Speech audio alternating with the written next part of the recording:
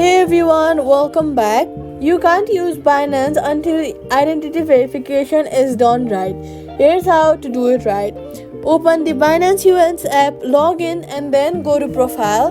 Then go to Identification. After that, upload clear photos of your documents in good lighting. Also, make sure that your camera is not blurry. If it is, clean it with a soft tissue or a towel. Do not use hard papers or something like that to scratch it. It will just make the matters work. Then complete the face verification if prompted.